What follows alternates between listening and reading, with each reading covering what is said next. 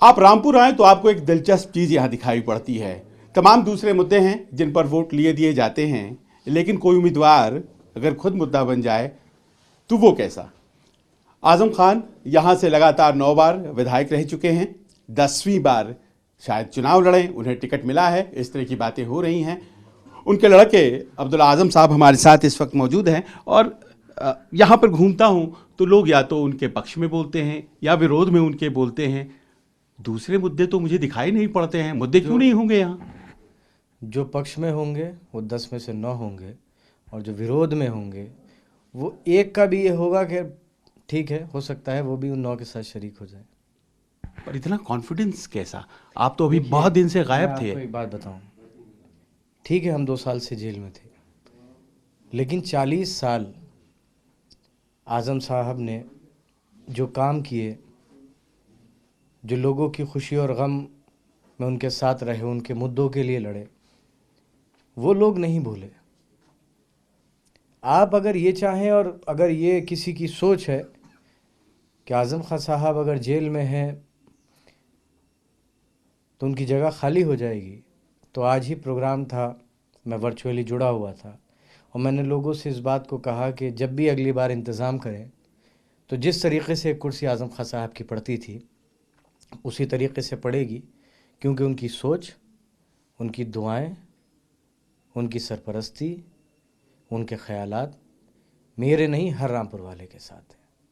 ये आज़म खान साहब को कितना ही दूर कर लें, यहाँ के लोग और आज़म खान साहब कभी अलग नहीं हो सकते। नहीं, वो तो हम मानते हैं, क्योंकि अगर वो कद्दावर व्यक्तित्व ना होते तो समाजवादी पार्टी उनको कैंडिडेट के तौर पर कंसिडर ही नहीं करती। और जाहिर है कि अगर रामपुर में आज ये माना जा रहा है कि वही उम्मीदवार होंगे तो एक सबसे बड़े मुस्लिम चेहरे के तौर पर, और यूं कहें कि कभी कभी तो वो मुख्यमंत्री की ताकत रखते थे, ऐसा लोग कहते हैं, वो हैं।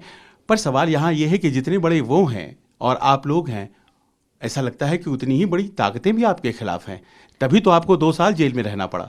हम चोर हैं, हम बकरी चोर हैं, हम भैंस चोर हैं, हम मुर्गी चोर हैं, हम मिट्टी चोर हैं, हम किताब चोर हैं, हमने शराब की बोतलें चुराई हैं, हमने 16,600 रुपये गले से एक दुकान की लूटे हैं। हाँ, ये सब तमाम केसेस हैं आपके खिलाफ। जी, हम तो चोर हैं, हम कहाँ बड़े आदमी हैं, हम तो बहुत छोटे आदमी।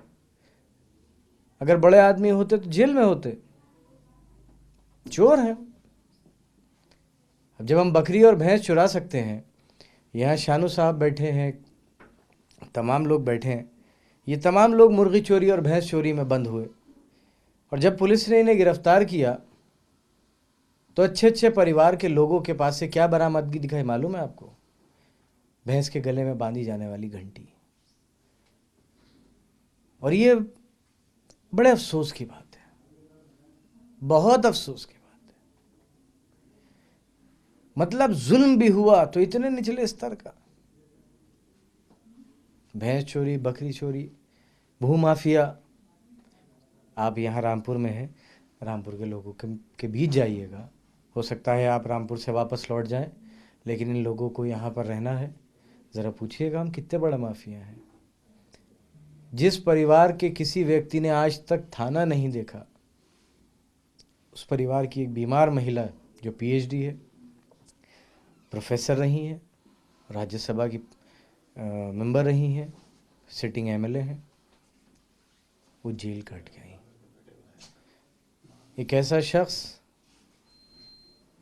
जो अपने आप में नाम के साथ साथ एक तहरीक भी है, जिसके नाम के साथ ये रिकॉर्ड है कि एक ही जगह से 9 बार जीता हो, जो 10वां चुनाव भी पार्लियामेंट का जीता हो, और ऐसे माहौल में जीता हो जब जिन बड़ी ताकतों की आप बात कर रहे हैं हराने में, और रामपुर वालों के साथ जुल्म में कोई कसर बाकी न छोड़ी हो, उसके बावजूद भी उसे ना हरा सके हों।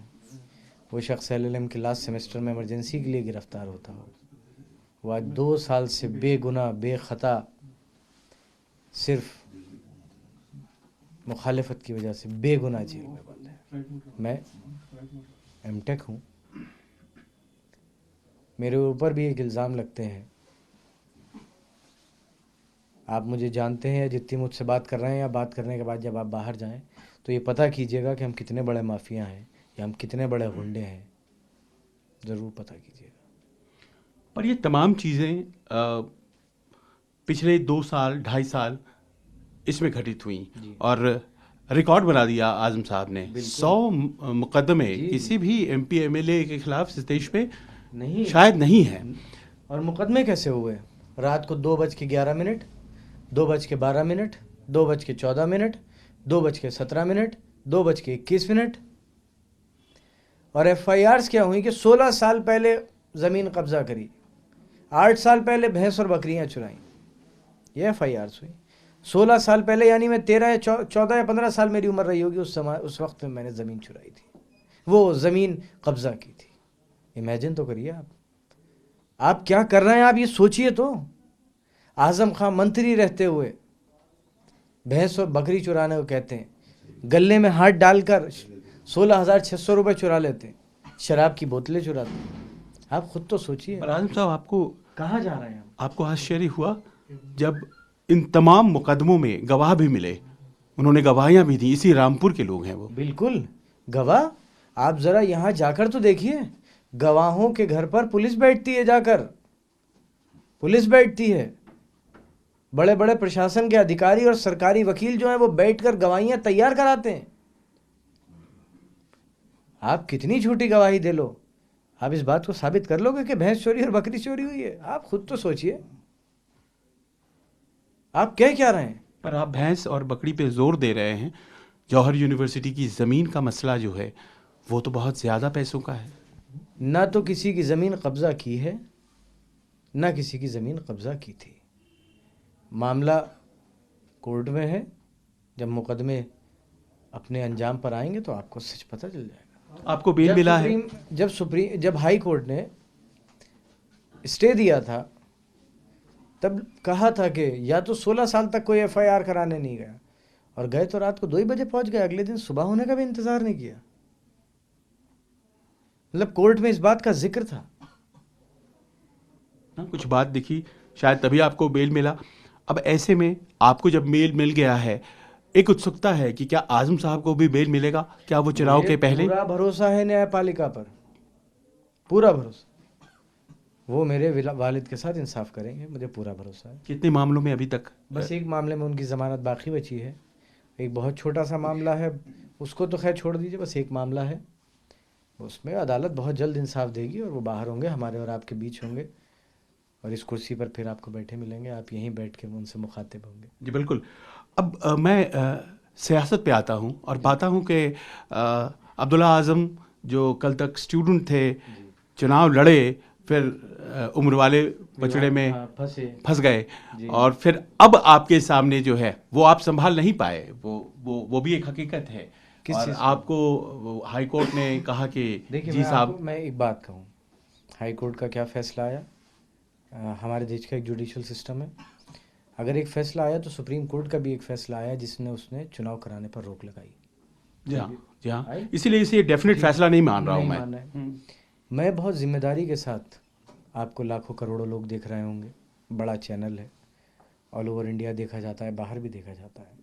मैं बहुत ज़िम्मेदारी से इस बात को कह रहा हूँ, ना तो मुझे उम्र छुपाने की कल ज़रूरत थी, ना आज ज़रूरत है, और ना कल ज़रूरत होगी। और मैं आपको ये बात भी बता दूं कि उत्तर प्रदेश विधानसभा से मिली हुई तमाम सैलरी, इंसेंटिव्स, इवन जो रेलवे कूपन भी मिले थे, उनको अभी मैंने पेमेंट करके सरकार को वापस कर दिया है इन प्रोटेस्ट, और ये कहा है कि मालिक जिस दिन मुझे सुप्रीम कोर्ट से इंसाफ मिलेगा उस दिन ये सैलरी, ये तनख्वाह सब लूँगा, और जब तक उस पर कोई डेफिनेट फैसला नहीं आ जाता वो पैसा मेरे लिए हराम है। ये तो बहुत अच्छी बात है, बड़प्पन है आपका। मैं आपको ये भी मैं बता दूं, ना तो कोई जन्म प्रमाण पत्र फर्जी है, ना कोई पैन कार्ड फर्जी है, ना कोई पासपोर्ट फर्जी है। जो उम्र मैंने बताई थी वही उम्र सही है। उसमें क्या डॉक्यूमेंट्स हैं, क्या नहीं है, क्या लीगल उसकी वो है, मैं आपसे इसलिए नहीं डिस्कस कर सकता क्योंकि वो मामला सुप्रीम, हम सबको सुप्रीम कोर्ट के फैसले का इंतजार होगा। भरोसा है कि मुझे इंसाफ मिलेगा, लेकिन हाँ इतना मैं कह रहा हूँ कि जो उम्र मैंने बताई थी वही सही थी, वही हकीकत है। चलिए अब्दुल्ला साहब, एक ऐसे मोड़ पर आप खड़े हैं जहाँ पर पिता की गैर मौजूदगी और एक्सपेक्टेशंस बहुत ज़्यादा आपसे, जाहिर है इस 5 चुनाव क्षेत्र जो रामपुर में आते हैं तो उन सब को लेकर के आपके पास जिम्मेदारी है। कैसे आपने सोचा है? जाहिर है आप जब फादर के साथ होंगे, देखिए, बहुत मेरे सी ऊपर रणनीति। कोई प्रेशर नहीं है। बस मैं एक बात कहूँगा, आज़म खां साहब का नाम ही काफ़ी है। क्योंकि ऐसा नहीं है कि हम इस 2 साल के अलावा कभी राजनीति या कुछ की नहीं। आज़म खां साहब 40 साल, चाहे वो किसान हो, नौजवान हो, बेरोज़गार हो, यहाँ के आम लोग हों, रिक्शे वाला हो, बीड़ी बनाने वाला हो, कारचौप करने वाला हो, कोई ऐसा शख्स नहीं है जिसके खुशी या गम में शरीक ना होते हों, जिसकी अच्छाई और बुराई, जिनके साथ किसी भी तकरीब ऐसी नहीं होती होगी उनके घर की जिसमें शरीक ना होते हों। वो लोगों से एक रिश्ता है, एक जज्बाती रिश्ता है, और उनको जेल में रखकर कोई आप नुकसान नहीं कर रहे हैं सियासी। आप जाने अनजाने जो लोगों में इस बात का गुस्सा है, आप जाइए रामपुर, आप गलियों में जाइए बिल्कुल आज़ाद होकर, और ये दिखाइए जाकर कि आप हमारे बिल्कुल खिलाफ हैं। आप लोगों से पूछिए वो क्या कहते हैं। आप खुद तो सोचिए, जो आदमी जिसका इतना बड़ा राजनीतिक बैकग्राउंड, वो भैंस चोरी बकरी चोरी में बंद है, लोगों के सेंटिमेंट नहीं होंगे उसके साथ। आप अपने दिल पर हाथ रख के बता दीजिए, क्या हमारे साथ जुल्म नहीं हुआ? चलिए सब कुछ छोड़िए, वैसे अदालत इंसाफ देगी, लेकिन एक आम साथी की तरह, जिससे बहुत से लोग बैठते हैं, मेरे बड़े की तरह, आप दिल पर हाथ रख के बताइए, हम भैंस चोर बकरी चोर हैं? आप बता दीजिए, जो आप कह देंगे मान लूंगा। देखिए, मेरे कहने न कहने से तो कुछ ज्यादा मैंने नहीं कहा, है, लेकिन नहीं, जाहिर है मैं जब आपके साथ बैठा मैंने हूँ। आपसे एक बात कही कि मुझे इंसाफ अदालत देगी। जी हाँ, मुझे इंसाफ, आपने एक बात कही तो मैंने उसमें पब्लिक का आप शायद एक आम आदमी से ज़्यादा राजनीति को समझते होंगे, बहुत से नेताओं के साथ बैठे होंगे, बहुत से हालात देखे होंगे, बहुत सी सरकारों का काम करने का तरीका देखा होगा, अधिकारी देखे होंगे, मुकदमे देखे होंगे, उनकी रिपोर्टिंग की होगी। तो मैं कह सकता हूँ कि मुझे लगता नहीं है कि इस तरह के मामले, लेकिन उसमें पेंच क्या है वो मैं नहीं जानता। देखिए, उसमें पेज में बताऊं क्या है, FIR जितनी चाहे कर दीजिए, FIR हो जाने से कोई गुनाहगार नहीं हो गया। FIR तो बहुत हुई, हाँ, वो तो स्टैब्लिश होना होता है, ड्यू प्रोसेस ऑफ लॉ है, उसके बाद ही होता है। और किसने करी है FIR, किन अधिकारियों ने करी, उनके रिकॉर्ड नहीं देखेंगे आप। जिन CO साहब ने करी वो रिश्वत लेते हुए पकड़े गए, सस्पेंड हो गए। जिन SO साहब ने करी वो गैंग रेप में आज जेल में है। जिन SP साहब ने करी उनके ऊपर, उनके खिलाफ SIT और विजिलेंस की रिपोर्ट्स हैं, मॉलेस्टेशन के केसेस हैं। आप उनका देखिए तो किसने करी। अब जाहिर है ये तमाम बातें कोर्ट को भी बताएंगे। अब्दुल्ला साहब, 4 दिन पहले आप फादर के साथ अपने थे, निकल रहे थे जेल से और आ रहे थे, अभी उनका बेल नहीं हुआ है। वो क्या बातें थी जो उन्होंने कही आपको आने वक्त? देखिए, उन्होंने सबसे पहली बात, ये वक्त मेरे लिए बहुत मुश्किल था उनको छोड़ के आने का, नंबर 1। नंबर 2, उनकी दुआएं, उनकी सोच और उनका साथ, उनके नाम का साथ होना, इसके बाद किसी चीज़ की ज़रूरत नहीं। अपने मालिक और अपने मालिक का साया, उसका करम चाहिए। उन्होंने यही बात कही कि बेटे अगर तुम सही हो तो आज नहीं तो कल हालात भी बदलेंगे, सब कुछ बदलेगा, निज़ाम भी बदलेगा, इंसाफ भी होगा, और जो वक्त गुजरा है ये तुम एक बुरे ख्वाब की तरह भूल जाओगे। अब जब आए हैं तो समाजवादी पार्टी में बहुत से लोग भारतीय जनता पार्टी से आए। आज अपर्णा यादव समाजवादी पार्टी से भारतीय जनता पार्टी में चली गई। ये जो बदला सा कुछ माहौल लग रहा है आपको? देखिए, मैं आपको एक बात बताऊं, अखिलेश जी से मेरा रिश्ता राजनीतिक नहीं है, और मेरे लिए अगर कोई बहुत ही सीधी सीधी बात पूछे कि आपके लिए समाजवादी पार्टी का क्या मतलब है, तो मैं 2-3 फैक्टर्स बताऊंगा। उसकी एक वजह यह है, एक तो आइडियोलॉजी, मेरे पिताजी और अखिलेश यादव साहब, ये 3 चीज़ें हैं, अखिलेश यादव जी और आज़म खां साहब। इसके अलावा मेरे लिए समाजवादी पार्टी की कोई और डेफिनेशन नहीं है और उसकी विचारधारा। तो आप जो लोग नए नए आ रहे हैं, आप मानते हैं ये आइडियोलॉजी से कन्विंस होकर आ रहे हैं, ये या फिर फायदे का सौदा है? नहीं, फायदे का सौदा। जिन लोगों के साथ बहुत जुल्म हुआ, जिन लोगों की नहीं सुनी गई, जिनके समाज के साथ अन्याय हुआ, जिनका आरक्षण ख़त्म करने की कोशिश की गई, जो अपना आरक्षण मांगने गए तो उनको लाठियों से पीटा गया, जिनके क्षेत्रों में किसान गाड़ियों से कुचले गए, जिनके क्षेत्रों के बेरोजगार लाठियों से पीटे गए,